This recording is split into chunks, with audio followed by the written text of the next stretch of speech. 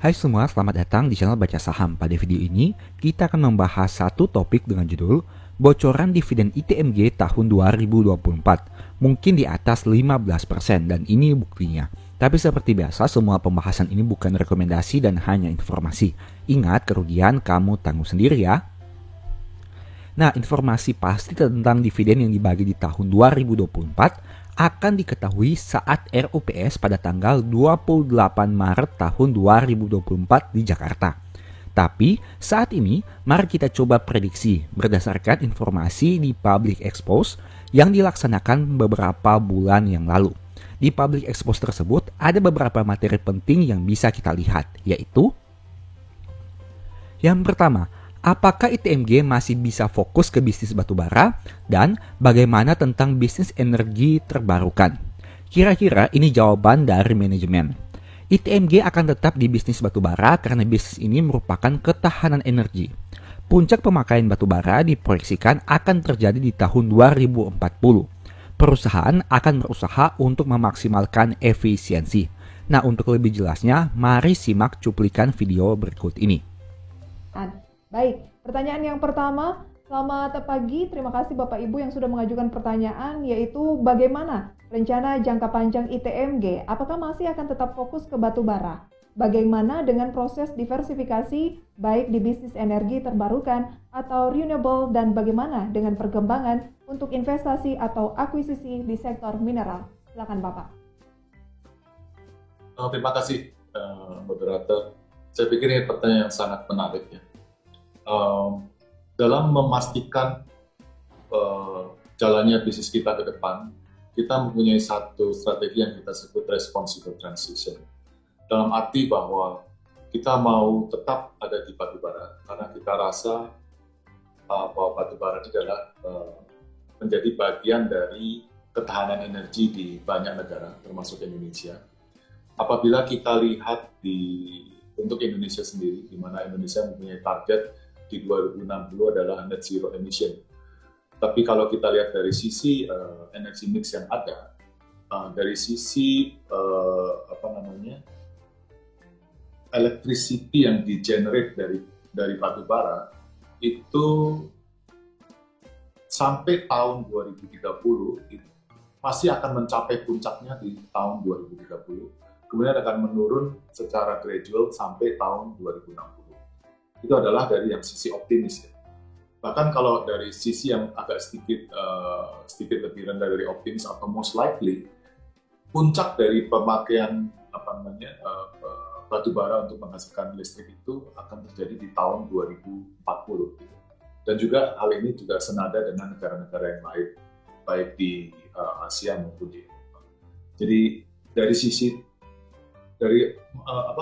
sisi responsible tersebutlah kita mau memastikan bahwa ketahanan energi yang ada di Indonesia dan ada di dunia tetap terjadi, sehingga kita mau berkomitmen bahwa batubara akan tetap menjadi core kita ke depan. Tapi kalau kita bicara mengenai climate change, itu adalah tanggung jawab dari semua warga dunia. Dan untuk itu kita mau memastikan bahwa dalam ada dua hal yang mau kita pastikan dari sisi responsible transition. Yang pertama adalah bagaimana kita memastikan semua aktivitas operasi kita itu memakai energy resources yang efisien. Dalam artian kita bisa menurunkan from time to time, dari waktu ke waktu, maksudnya adalah emisi yang terjadi. Itu yang pertama. Dan yang kedua, kita juga berkomitmen untuk mendukung ketahanan energi untuk menjadi yang lebih hijau.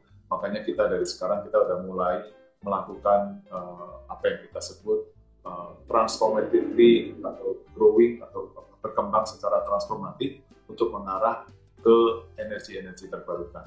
Dan itu juga menjadi penyebab kenapa kita memasukin energi seperti tadi solar rooftop, kemudian solar panel dan lain-lain. Itu dari sisi responsible transition untuk memastikan bahwa kita tetap ada di batubara, tetapi kita mau lebih bertanggung jawab dan mengarah ke bisnis-bisnis baru. Dan mempertanyakan mengenai keberlanjutan kita ke depan, seperti yang kita sudah paparkan juga bahwa kita berkomitmen untuk mendukung mineral-mineral atau mineral mineral-mineral atau seperti nikel, gold, copper, di mana itu adalah menjadi satu rangkaian yang mensupport proses elektrifikasi ya. Dan kita percaya bahwa itu adalah global trend dan kita masih terus berupaya untuk mendapatkan aset-aset tersebut untuk menjadi ada di dalam portfolio bisnis kita. Di luar dua pilar yang kita tadi sudah sebutkan, yaitu di energy service dan juga ada di renewable.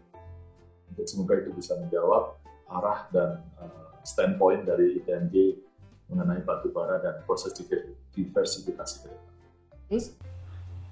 Pertanyaan kedua, apakah ada rencana stock split dan bagaimana dengan kebijakan dividen perusahaan beberapa tahun ke depan?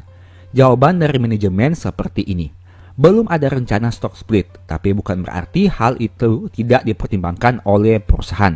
Karena perusahaan juga mempertimbangkan value yang diberikan kepada pemegang saham. Untuk aspek dividen, rasio 65% menjadi angka yang cukup balance, di mana perusahaan bisa memberikan value ke investor sambil tetap berusaha meningkatkan pertumbuhan perusahaan dengan berjalan dengan lebih baik. Untuk lebih jelasnya, mari simak cuplikan video berikut ini. Terima kasih Bapak Mulyanto. Pertanyaan berikutnya, apakah ada rencana ITMG untuk stock split sehingga harga saham ITMG bisa lebih terjangkau? Sekaligus bagaimana kebijakan dividen dari ITMG untuk beberapa tahun ke depan? Ini menarik ya, kita juga banyak mendapatkan pertanyaan mengenai stock split. Untuk saat ini kita belum ada rencana, tetapi bukan berarti bahwa itu tidak ada di pipeline kita. Kita akan selalu memperhatikan value yang kita bisa deliver kepada semua stakeholder termasuk investor. Yang pertama, dan yang pertanyaan kedua tadi, pertanyaan kedua setelah dividen. Untuk dividen Pak Bob. Oh, dividen ya. Ya. Untuk saat ini kalau kita lihat dividen yang kita bagikan terakhir itu kan sekitar 65%. Dan sampai saat ini angka 65% kita percaya adalah angka yang cukup balance. Tetapi kita harus juga perhatikan ke depan untuk memastikan bahwa proses transformasi itu kita bisa lakukan dengan baik dan kita bisa danai melalui dana yang kita punyai. Tetapi satu hal yang pasti bahwa kita tetap memakai dividen sebagai salah satu cara kita untuk mendeliver back ya, memberikan kembali kepada stakeholders, terutama kepada investor, dari sisi memberikan consistent value ya, ke depan.